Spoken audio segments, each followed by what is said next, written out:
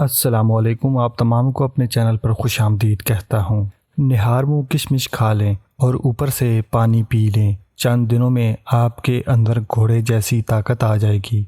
अगर कमर में दर्द हो तो एड़ी वाला जूता ना पहने। सोने के लिए बारीक तकिया रखें। लहसुन का पानी पीने से माहवारी आने में तकलीफ नहीं होती।